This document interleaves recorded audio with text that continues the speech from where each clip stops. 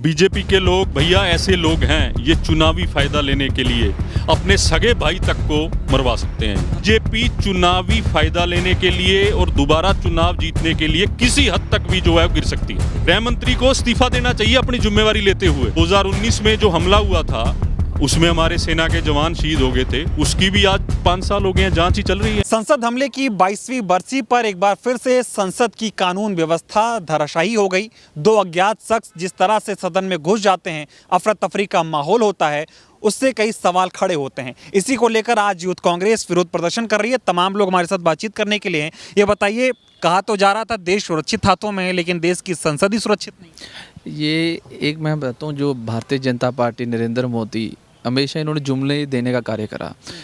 कल एक बहुत बड़ा जुमला सबसे सामने आया भी कि कहते थे ये जो नई पार्लियामेंट है ये विश्व की सबसे सुरक्षित पार्लियामेंट में से एक है।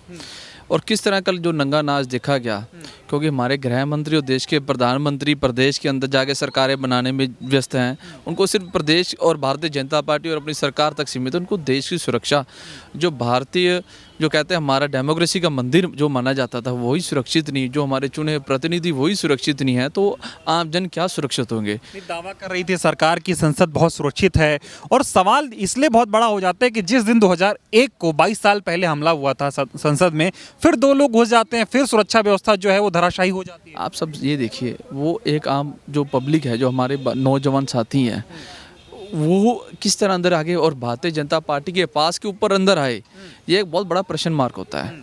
क्या वो प्रश्न मार्क ये होता है कि भारतीय जनता पार्टी खुद, उसके मेंबर पार्लियामेंट या देश के प्रधानमंत्री खुद चाह रहे थे भी ऐसा कुछ ड्रामा करने?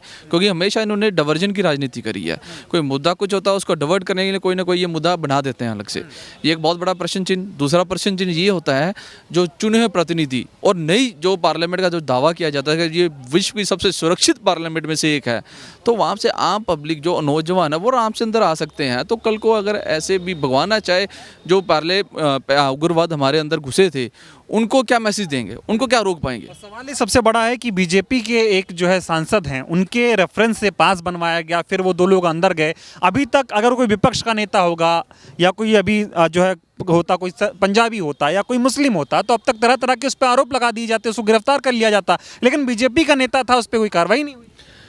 देखिए, बीजेपी का नेता है, एमपी हैं, और उनके अनुमति पत्र से ही वो लोग अंदर घुसे, और इसकी जगह विपक्ष का कोई सांसद होता तो अभी तक विपक्ष के सांसद, तो यहाँ तक की बात है भी, अगर वो कोई मुद्दा उठाएं और बीजेपी को लगे भी इससे हम बैकफुट पे आ रहे हैं, तो ये उनकी सांसद की सदस्यता तक रद्द कर देते हैं।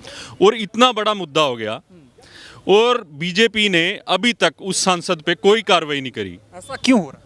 ये बीजेपी का लोग है। बीजेपी शुरू से ही अपने लोगों को जो है वो प्रोटेक्ट करती आ रही है, चाहे कोई घोटाला हो, चाहे कोई बहुत बड़ी घटना हो।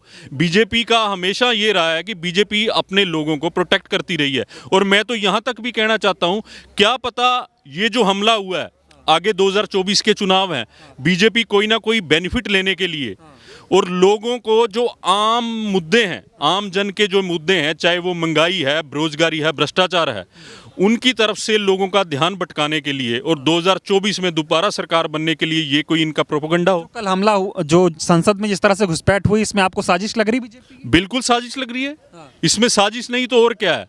बीजेपी के नेता शुरू से ये बयान देते आए हैं कि देश सुरक्षित हाथ में है, और मैं ये उनसे पूछना चाहता हूं कि अगर हमारे प्रधानमंत्री, गृह मंत्री और हमारे संसद ही सुरक्षित नहीं है, हमारी देश की संसद भवन ही सुरक्षित नहीं है, तो आम जन जो है वो कैसे सुरक्षित हो सकता है? कुछ हुआ कल, इससे चुनावी फायदा लेना चाहती थी बीजेपी? बिल्कुल, बीजेपी चुनावी फायदा लेने के लिए और दोबारा चुनाव जीतने के लिए किसी हद तक भी जो है गिर सकती है। लेकिन उसमें तमाम सांसद थे, किसी की जान जा सकती थी। देखिए जिस तरह से उसमें एक गैस छोड़ी गई पीले रंग की, तमाम सांसदों से मैंने कल बात भी की थी, उन्होंने कहा आंखों में जलन होने लगी, घुटन होने लगी, घबराहट हो गई कि अचानक से ये क्या हो गया। बीजेपी के लोग भैया ऐसे लोग हैं, ये चुनावी फायदा लेने के लिए अपने सगे भाई तक को मरवा सकते हैं। ये लेकिन ये सवाल ये उठ रहा है, देश की संसद का सवाल है ना। संसद में आप ऐसे घुसपैठियों को इंटर करा देंगे, कहा जाता है सबसे सुरक्षित जगहों में से एक है।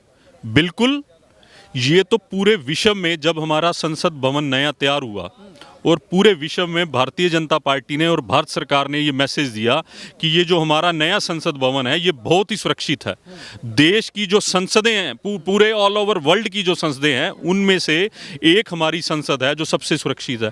और आपने कल उसका नतीजा देख लिया। मंत्री कोई जवाब नहीं दे रहे इस पे? गृह मंत्री का ही तो सारा बनता है।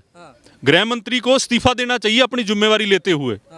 अगर गृह मंत्री देश की संसद की रक्षा नहीं कर सकते तो वो पूरे देश की रक्षा कैसे करेंगे? विपक्ष मांग कर रहा है कि स्टेटमेंट देनी चाहिए गृह मंत्री जी को, सदन अभी आज चल रहा है, वो नहीं आए, राजनाथ सिंह को भेज देते। राजनाथ सिंह कह रहे हैं बहुत दुर्भाग्यपूर्ण है। ऐसा है, अब ये जो है वो लोगों से बचना चाह रहे हैं, मीडिया से बचना चाह रहे हैं। नहीं तो अभी तक तो गृह मंत्री को स्टेटमेंट देनी चाहिए और अपनी जिम्मेवारी लेनी चाहिए। इसमें नैतिकता के आधार पे अपनी जिम्मेवारी लेनी चाहिए और इस्तीफा तक देना चाहिए इनको। ये आज भी बने बैठे हैं। मीडिया भी तो उस तरह से चर्चा नहीं कर रहा है ना। अभी कोई विपक्ष का नेता होता, कोई मुस्लिम चेहरा होता तो उसको अभी पीएफआई से जोड़ देते, पाकिस्तान से जोड़ देते, आतंकी साजिश रच दी जाती। मीडिया भी तो कोई ऐसा नहीं ठोस सवाल कर रहा सरकार से। ऐसा है, मीडिया भी इनसे डरता है, इनकी तानाशाही से मीडिया भी डरता है।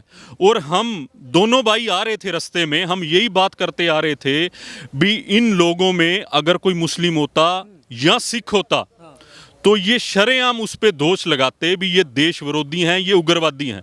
हम यही चर्चा रास्ते में करने आ रहे थे भी भगवान की कृपा से इसमें कोई सिख या कोई मुसलमान भाई नहीं है, नहीं तो इन्होंने वो मुद्दा ही दूसरी तरफ डाइवर्ट कर देना था। सरकार की खोखली बातों की पोल खुल गई। देश सुरक्षित हाथों में नारा देते थे ये, जब सदन सुरक्षित नहीं है तो आम आदमी कैसे अपने आप को सुरक्षित महसूस करे? भाजपा ने जितने भी चुनावी वायदे करे वो सभी जुमले निकले। और मैं समझता हूँ देश के लोगों को ये वहम था, हमें भी ये वहम था भी देश जो है वो सुरक्षित हाथों में है। और मैं ये समझता हूँ भारतीय जनता पार्टी के जो नेता हैं उनकी ये जो स्टेटमेंट थी देश सुरक्षित हाथों में है, वो भी स्टेटमेंट जुमला निकली आज।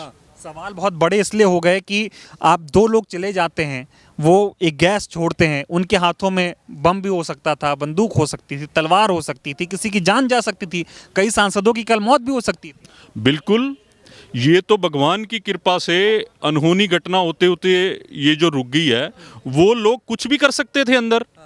और ये देखो ना, ये तो आम साधारण लोग थे जो गए। और अगर कोई टेररिस्ट या उग्रवादी वो तो बहुत आराम से चले जाते। वही सवाल इसीलिए बढ़ा। जी जी जी। और वो चले जाते तो उससे बहुत बड़ा कोई हादसा भी हो सकता था। हमारे देश के बहुत से सांसद वहां मौजूद थे, मंत्री मौजूद थे। सरकार जो है जवाबदेही से पलड़ा झाड़ रही है, पीछे हट रही है, कोई जवाब ही नहीं दे रहे। देखिए, सरकार का तो शुरू से ये काम है, आज तक कोई भी घटना हुई है चाहे कोई घोटाला हुआ है तो सरकार का तो एक ही है, उसमें उत्तर है, अभी जांच होगी।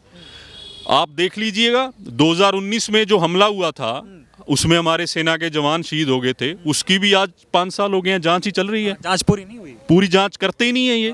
उतनी देर तक लोग जो है वो भूल जाते हैं। क्या लगता है जो बीजेपी के नेता जिनके नाम पे पास जो है बनाया गया, उन पे क्या कार्रवाई होगी? उनकी सदस्यता जो है तुरंत रद्द करनी चाहिए। क्योंकि बीजेपी सांसद ने जो भी अपना अनुमति पत्र दिया है उसको ये देखकर देना चाहिए भी वो किस प्रवृत्ति के जो लोग हैं, मैं जिनको अनुमति पत्र देना चाहता हूं, इसमें या तो उसकी मिलीभगत है या उसकी नलायकी है।